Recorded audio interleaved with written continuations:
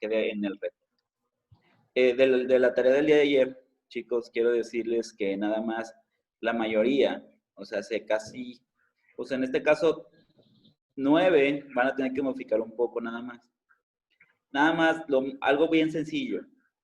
Me ayudaría mucho que me sumaran los puntajes de cada uno de los rubros que quisieran de su encuesta, para yo saber, digo, lo puedo sacar yo, pero de una vez que esté en la presentación, de tal suerte de que sea fácil de diagnosticarlos. ¿Sí? Recuerden que en su caso les tomará, ¿qué será? 5 minutos sumarlo. Y a mí me tomaría 45 minutos o 1 hora. ¿Por qué? Porque tenemos que multiplicarlo por 9 personas. Entonces, me ayudaría muchísimo que me hicieran esa suma. No aplica para Fer, no aplica para José, porque ellos ya me entregaron con las sumas hechas. Sí. Este comunicado aplica para, pues, prácticamente todos. Pero me quedé muy en claro cuando vi que eran 9 de 11, cuando esos, que realmente no comenté mucho sobre que dijera que estuviera sumado. Si yo les dije, no, contéstenlo y ahí se va, ¿no? ¿Sí? Y menos lo dejé en la parte de clase. Por eso ahorita es 98 de 100, prácticamente es un 100, pero, pero nada más es dejarles como el, oye, ayúdame haciendo esto, ¿no? Ok, ya, vamos a despejar eso. Ya sé que estamos acá en un diálogo más relax, digamos, sobre todo en esta semana. Hay mucho que ajustar. Hay cosas de la otra materia que todavía me imagino que les genera un poco de estrés, pero que estamos en el move on y tenemos que estar dando contenido vía de la materia nueva, ¿no? Ok. Hacer un remember, haciendo una recapitulación rápida. Me dicen si no se escucha porque me acaba de mandar aquí que es una conexión inestable la mía. Okay. Se le va a ir al internet, profe. ¿Mandé? Se le va a ir al internet. Sí, ¿verdad? Y quiero que... No, quiero que me digas en dónde contratas tantos megas. Se llama más cerca el profe. Ah, no, bueno. Disculpa, yo no tengo esas. Ok, muy bien. Pues ahora, al día pasado, perdón, ya estoy hablando de semanas pasadas. El día pasado estuvimos hablando un poquito de antecedentes, pero lo dejamos como muy escueto, en donde estábamos hablando nada más de 2 fechas y nada más vamos a agregar otras 2 más y hay una actividad sobre eso. Por eso quiero retomar un poquito lo de ayer. Ayer estuvimos hablando sobre que el recurso humano o el capital humano nace o ve sus cunas en la revolución industrial, en donde dijimos que antes de eso era una época artesanal en donde prácticamente se heredaban los puestos de trabajo, ¿no? Vivías y nacías en aristocracia, felicidades. Vivías y nacías en la proletariato, pues cuánto lo siento. De hecho, para el quien no lo sepa, si ustedes creen que en esta época estamos mal, en cuanto de que las personas que tienen escasos recursos viven mal, créanmelo, antes estábamos peor como raza humana. Había muchísimas situaciones de inanición, muchísimas situaciones muy complicadas de vivienda, de alimentación. De hecho, si haces si te gusta la historia y te gusta ver, creo que estamos dentro de una de las mejores épocas del ser humano en cuanto a avances tecnológicos. Y uno se siente medio raro, ¿no? Después de que hay tantas personas que sí dicen, oye, pero ¿cómo, no? Pues bueno, es un área en donde realmente si tú naciste con escasos recursos, todavía tienes chance de subir muchos escalafones. Antes no, antes era imposible. ¿Sí? Entonces, pues bueno, no por ponerlos deprimidos a las 7, 5 de la mañana, ¿no? Pero nada más bien al revés, verlo desde otra manera. Es la época perfecta para tener oportunidad. ¿Sí? Y comentarles, pues bueno, que antes podías trabajar desde niño. Era muy, muy, muy común que vieras niños trabajando. Pues bueno, si estamos hablando de que nuestros abuelos se embarazaban a los 15 años, pues imagínense que trabajaban desde los 8 o 10, ¿no? Entonces, pues bueno, siempre que se comparan ellos con nosotros, nos vemos como holgazanes comparado con ellos. Pues bueno, estaban trabajando a los 15 años, ya tenían como 3 trabajos a esa edad, ¿sí? Y estábamos hablando de las eras productivas, en donde el recurso humano como tal, ¿sí? Era trabaja duro, trabaja arduo, trabaja un montón de horas, y párale contar, o sea, era trabajar 15 horas en una mina o en este caso ya cuando estábamos en la revolución industrial, haciendo ciertos aparatos, ¿no? El pensamiento mercadológico de esa época era, si produces más, te va a ir mejor. Entonces imagínate todo lo que tenían que hacer para producir cantidades enormes de producción, ¿no? O sea, tenían a la gente con medidas bien cañonas. Tan es así que desde la perspectiva de recursos humanos había condiciones inclementes. De hecho, para ponerlos en contexto, yo sé que esto lo hablamos un poco ayer, pero nada más un recordatorio porque lo necesito para la actividad de hoy. No sé si supieron el caso de Noruega, de una empresa noruega, de una industria noruega. No sé si por ahí escucharon en internet o algo similar, en donde una persona, por ejemplo, en una industria noruega tenía que tener un permiso firmado por tu jefe para ir al baño. ¿Sí? Imagínate que tú me tuvieras que dar un permiso escrito y yo te firmara para ir al baño en una industria. Y otra te va más buena todavía para que veas el grado de exigencia y que eso no debe ser por derecho humano ya. Imagínate que yo te diera permiso 15 minutos máximo al día para ir al baño. ¿Sí? En donde si yo al minuto 16 que tú vayas al baño con tu permiso de jefe, pues ya se te considera falta. Imagínate si fuera así. Imagínate si un día tienes diarrea. ¿Sí? Ah, y ahí te va otra mejor. Les daban 15 minutos extra a las mujeres embarazadas. O sea que, wow, su permiso de 30 minutos al día. Por derecho humano no se puede negarle a nadie el baño. O váyanlo sabiendo. Tú puedes ir al baño cuantas veces quieras en tu trabajo. No te podrían regañar por eso. Y digo, si tú estás viviendo en un lugar en donde te están restringiendo el baño, a lo mejor la estoy regando, ¿no? Pero vaya, es un derecho humano, ¿vale? Eso y el agua. En teoría también poder beber agua es un derecho humano en cualquier trabajo. O sea que también si tu jefe no te quiere dar agua, no manches. Ya vete sabiendo en dónde andas. Por otro lado, si te dan agua y baño, al menos sabes que están regulados, están bien. ¿Ok? En el siglo XIX, como les dije, nos ponemos con el Departamento de Bienestar. La otra vez me dio risa y me estoy politizando un poco, disculpen si lo digo. No sé si ubiquen que Cedesol ahora se llama Departamento del Bienestar. Sí. Entonces, bueno, a mí me da risa que cuando escucho la palabra Departamento de Bienestar, que estamos regresando al siglo XIX. ¿Sí? En donde el Departamento de Bienestar, como les había dicho, era esta sensación de trabaja arduo, trabaja fuerte, pero con una sonrisa. Imagínate esos áreas de recursos humanos que se limitan solamente a recordarte el cumpleaños, ¿no?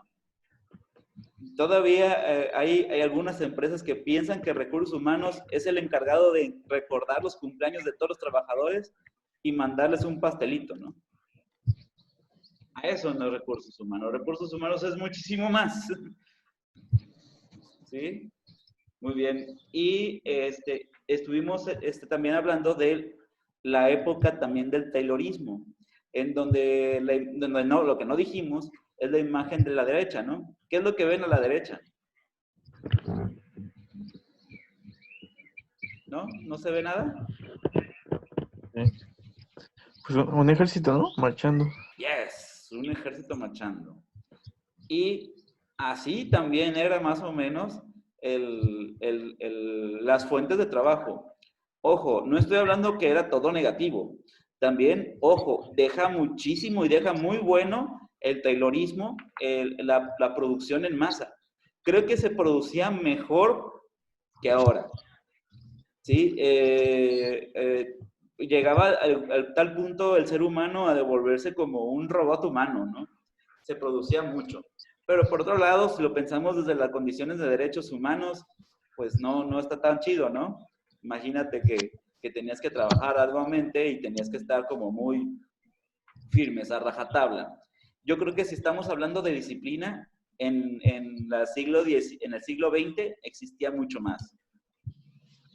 ¿Sí? Era mucho más disciplinado el ser humano como tal, y el capital humano y el recurso humano. Pero por otro lado, y es en donde la podemos ganar nosotros, tal vez nosotros somos menos disciplinados que en generaciones anteriores.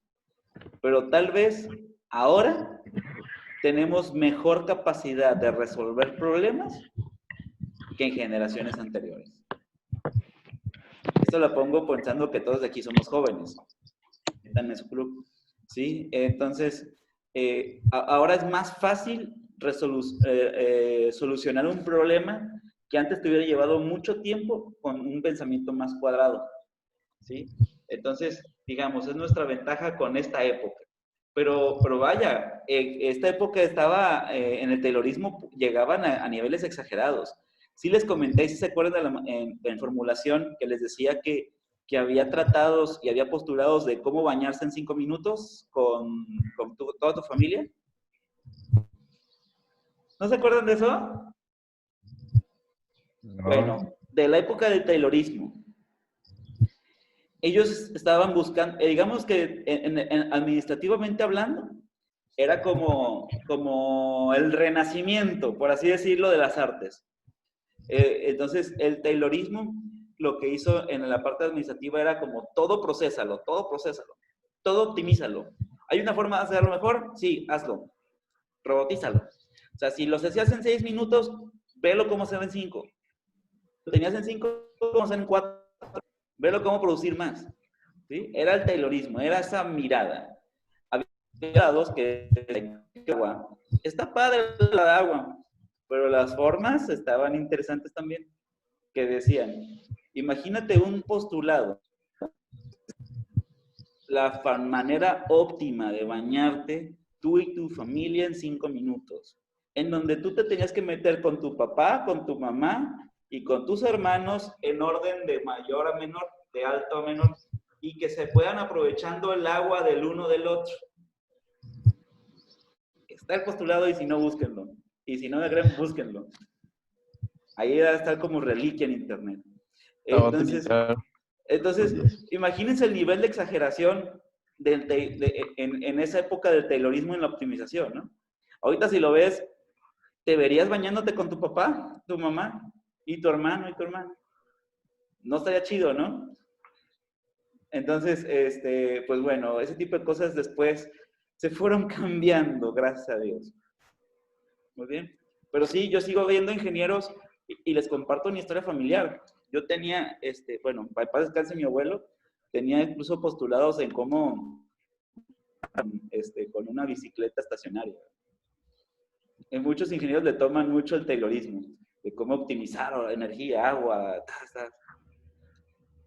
Muy bien. Pero imagínate bañarte desnudo en una bicicleta estacionaria. Sí, está cañón. Hay que repensarlo. Bueno. Entonces,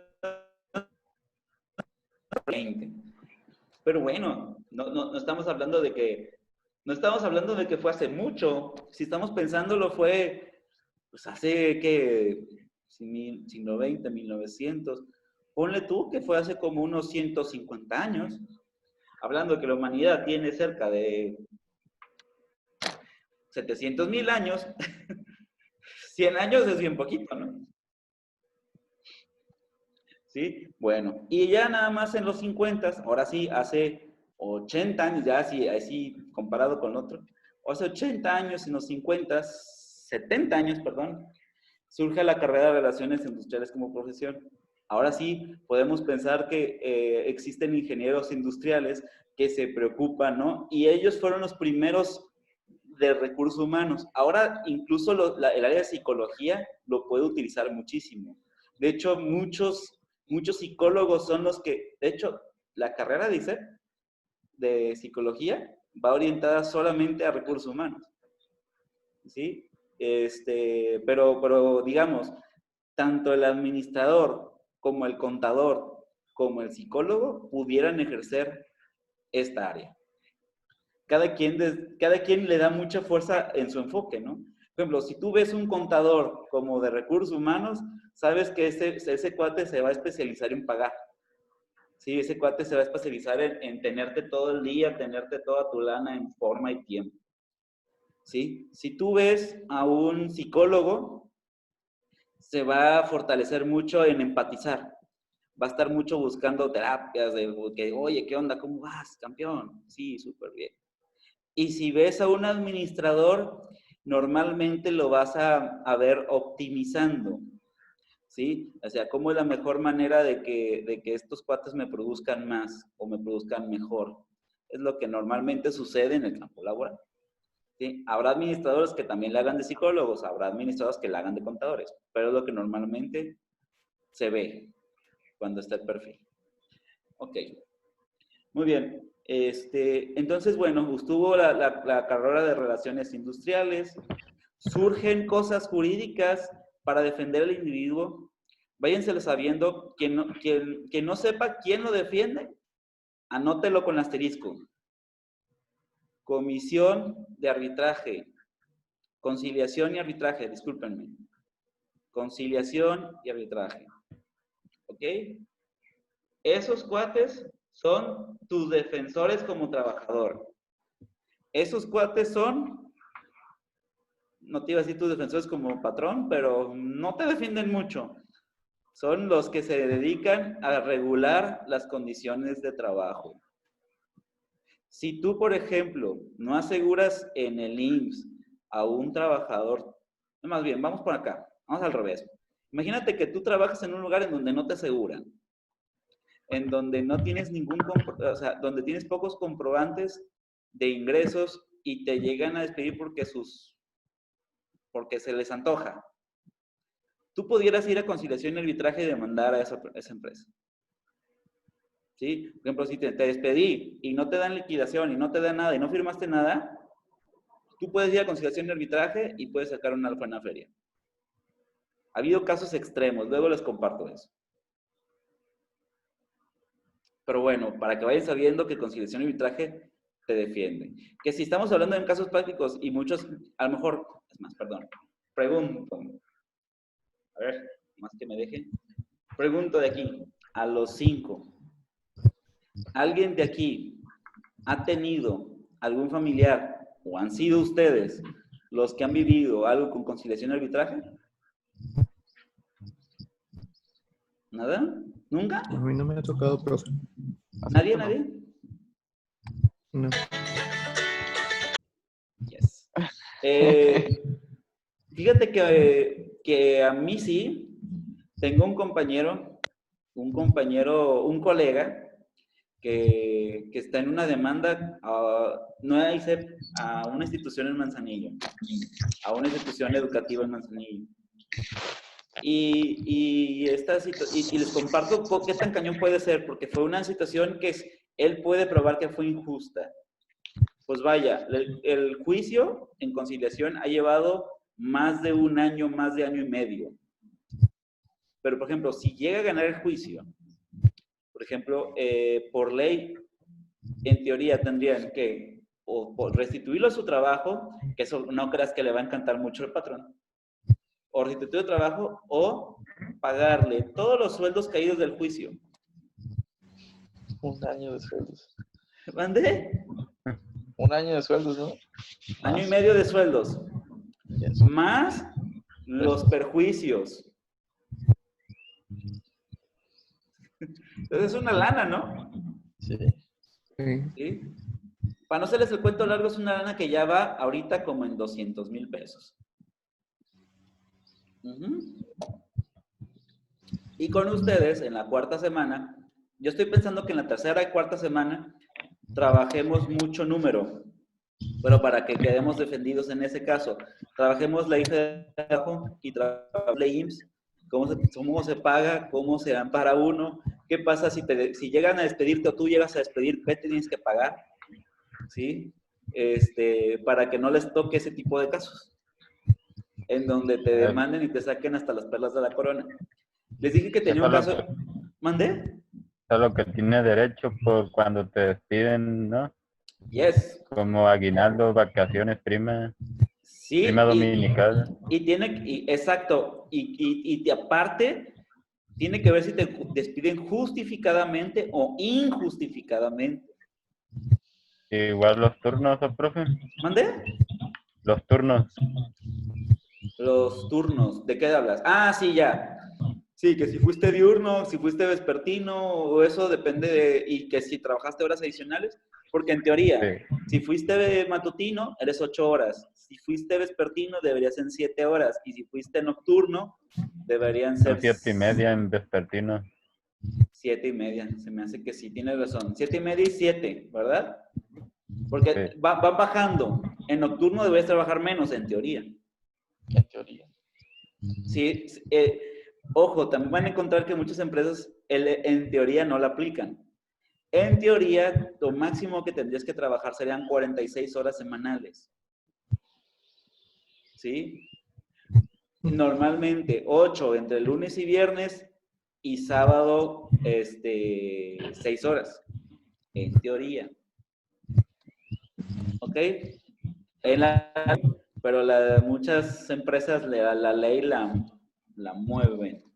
Y es en donde tú puedes entrar, hablando de... Ok, caso extremos de patrón. Alguien de aquí, alguna vez, yo sé, gente de dinero, o algún familiar con dinero, para no decir de nosotros, llegó a tener alguien que le ayudaba a hacer el aseo en la casa. Sí. Les comparto de una amiga lo que le pasó. Hubo a alguien que estaba haciendo el aseo de su casa durante un tiempo. ¿Cuáles son las condiciones normalmente de las mujeres, de las personas que hacen aseo en la casa? Normalmente nulas.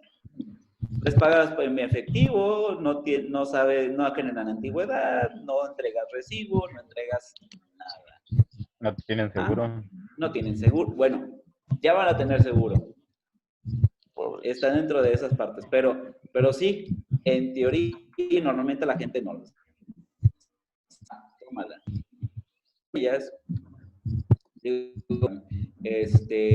De alguna manera se hizo de pareja, de amigo, alguien de un abogado de esos feroces, de los dos feroces.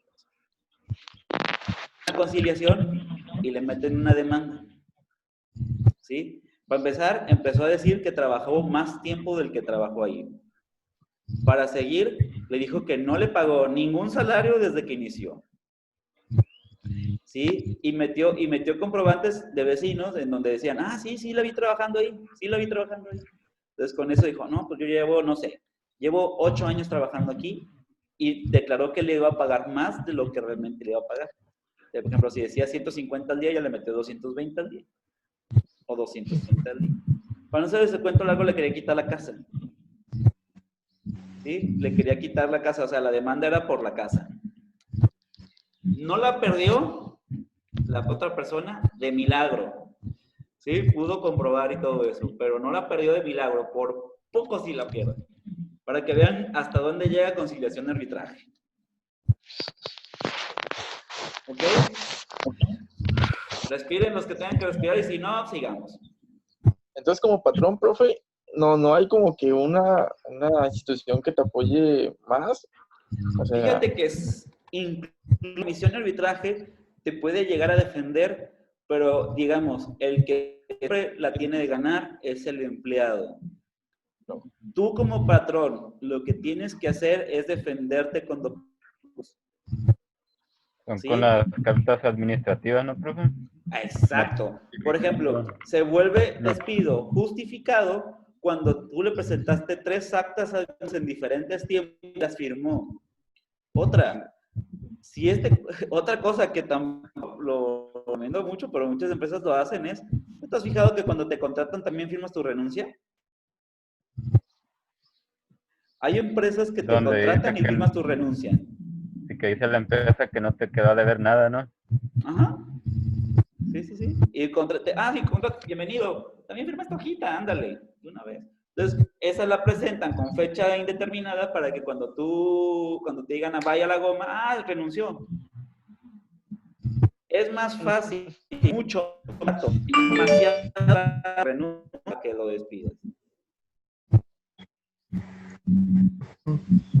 También otra cosa que hacen, para que lo vayas sabiendo, si quieren hacer que alguien se vaya, lo truenan. O sea, por ejemplo, imagínate, Kevin, que tú trabajaras conmigo, que yo tuviera varias sucursales, ya me estoy empoderando, a ver, tuviera varias sucursales, y yo te digo, ¿sabes qué, Kevin? Necesito que te vayas, que tengas la sucursal de Manzanillo. ¿Sí? Oye, ¿y tú los viáticos? No, pues que necesito que atiendas allá la sucursal de Manzanillo, y que me atiendas en la tiempo y hora. Y tú, chispas, ¿cómo le hago? Yo te digo que vayas para allá, y si llegas tarde, te pongo acta administrativa. Es más fácil eso. Cañón, ya sé. Vamos siendo positivos, porque ya vi tu cara y preocupación. Por otro lado, esto es la terrible, ¿no? El cómo evitar pagar como empleador despidos. Pero tampoco como empleador no eres alguien que te encanta. Y justo lo que te quería hablar el día de hoy. Al empleador le cuesta una lana contratar personas. Le cuesta una lana capacitar. Y le cuesta aún más volver a producir igual. Entonces, créeme, 1000 veces mejor alguien que se está saliendo del huacal, enderezarlo, a buscar despedirlo. Buscar despedirlo no es otra cosa como alguien del pensamiento de telenovela de 7 de la tarde, ¿no? Oye, despide tal, ¿no? O sea, eso ya está como que no. Normalmente vas a buscar cómo hacer que la gente quiera trabajar contigo. ¿Sí? Entonces, pero nada más pongo el peor escenario para que ustedes después puedan ampararse, ¿no? Por ejemplo, los trabajos. Si ustedes están trabajando para algún lugar, sepan que existe alguien que los defiende. Muy bien. Estamos en el siglo XX y por fin, ya a finales del siglo XX, 1980, llega recursos humanos. Muy bien. Recursos humanos es ya la parte de la palabra, por así decirlo, habla de que tenemos en una empresa cierto grado de personas. En lo personal, a mí me gusta todavía más capital humano, que es un poquito, por definición es diferente. ¿Sí? Capital humano se vuelve cuando tú crees que tu personal te puede generar aún más como persona que como puesto. Digámoslo así.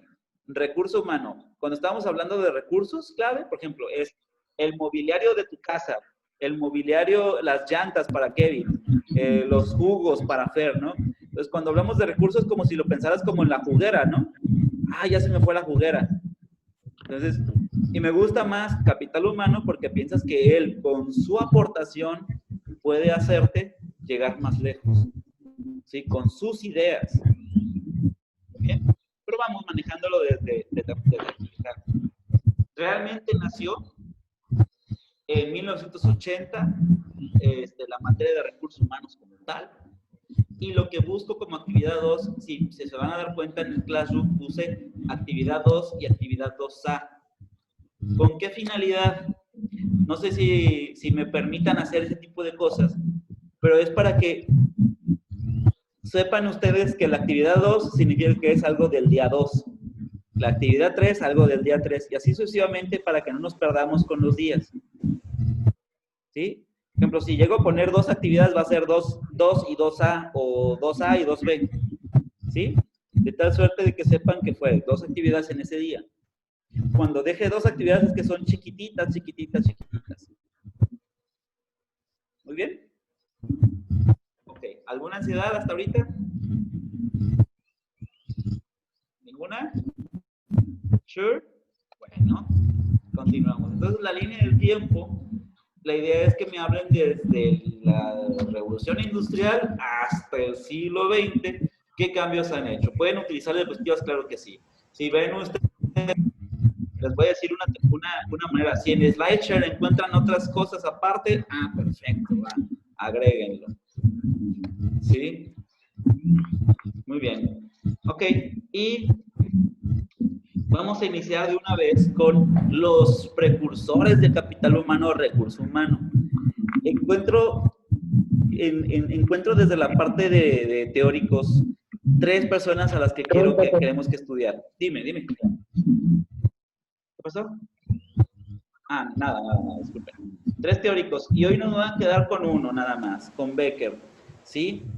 Becker, digámoslo así, hablaba sobre el capital humano en el sector educativo. Digámoslo así, él comentaba que durante una época, mejor cambio la perspectiva porque es más fácil lo que quiero explicar. Durante una época, el capital humano se tiene que formar. Y el capital humano, cuando se forma, produce menos que una persona que no se forma. Esta U, que dice U, es una persona que no se formó nunca, o sea, que no se capacitó, que se quedó estancadillo por ahí con lo mismo de siempre. Y esta T, imagínense que son ustedes, esas personas que se están formando y trabajando al mismo tiempo. Significa que ahorita ustedes, mientras están estudiando, están normalmente produciendo menos de lo que producirían si estuvieran sin trabajar. Perverso. Pero si se fijan en la T, hay una curvatura. ¿Sí? En donde normalmente las personas que dejan de, que estaban estudiando, terminan un grado de estudios y empiezan a laborar, tienen un mejor ritmo o un mayor ritmo que aquellas que simplemente toda su vida se dedicaron aquí. Además que su ritmo de aprendizaje es más rápido, de tal suerte de que terminan produciendo muchísimo más que aquellas que jamás se educaron. Muy bien. ¿Quieren verlo en números? ¿Cómo sería? Muy bien. Me quedan 3 minutos, saben que se nos vuelvo a meter. Ok. Imaginémonos que, a ver, ¿alguien de aquí es vendedor? ¿Nadie? ¿Nadie ha vendido aquí? ¿Vendido? Sí. Vendido, o sea, que tú seas de ventas. Kevin. Kevin, ¿qué vendías? En Liverpool, digo, no, en Sears. Vendías en Liverpool y Sears. Ok. Imagínense que Kevin vendía 10,000 pesos mensuales. ¿Sí? Pongo aquí voy a poner aquí en dibujito, pensando que Kevin está aquí. Imagínense que antes de ISEP, antes de que se metiera ISEP, Kevin vendía 10,000 pesos mensuales. ¿Ok? Este es Kevin sin haber estudiado. Okay. Resulta ser que Kevin se metió al ISEP y de repente hubo maestros sangrones como un servidor que le empezaron a dejar un montón de tareas. ¿Sí? Y aquí lo tuvieron aquí en jaque un ratito, y mientras Kevin producía 6,500 pesos mensuales. Vendía eso. ¿Por qué? Porque como entre las tareas y todo lo que tenía aquí Kevin en otros lados, hacía que producía menos. ¿Por qué? Porque tenía demasiadas cosas que hacer. Okay. Pero Kevin, a diferencia de los que estaban produciendo 10,000 pesos mensuales, estaba estudiando y trabajando. De alguna manera, su ritmo de vida se aceleró comparado con los que solamente trabajan. De tal suerte que después de terminar sus estudios, por así decirlo, aquí, este es Kevin, normalmente está acostumbrado a un mejor ritmo. De tal suerte que en las empresas, o muchos saben, que Kevin, terminando los estudios y todo eso, puede llegar a producirte 25,000 pesos. ¿Inversión o mala? ¿Sí? O sea, o ponle tú, para no ser tan exagerados, 15. ¿Sí? 15. Pero de alguna manera u otra es más que los 10. La única cosa es que tuviste que aguantar un periodo de tiempo educativo para que esta persona después tuviera una mejor capacidad de resolución o una mayor velocidad a la hora de trabajar. Se los puedo compartir con numerosos casos yo por ejemplo, en donde estudié, era más normal que no se trabajara, que se trabajara, ¿sí? Y normalmente a los que trabajaban y estudiaban, en el estudio les iba medio mal y también les iba medio mal en el trabajo. Pero resulta ser que muchos de ellos que conozco, ahorita les está yendo muy bien. ¿Por qué? Porque estaban así y se acostumbraron a ese ritmo.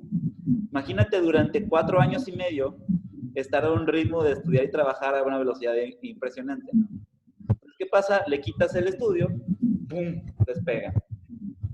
Entonces, para las empresas que lo saben, es una inversión. ¿Sí? Para las empresas que lo saben. Para las empresas que no lo saben, se pueden llegar a desesperar y pueden empezar a buscar otras opciones. Nada más que saber en qué empresa estás, ¿no? O qué empresa haces, la que sabe esto o la que no. También, ojo, saber que a lo mejor, si tú eres una empresa que quiere resultados ya, y si por ejemplo pensaras en Kevin, sabrías que tendrías que esperarte al menos unos 2 añitos más para ver su mejor rendimiento.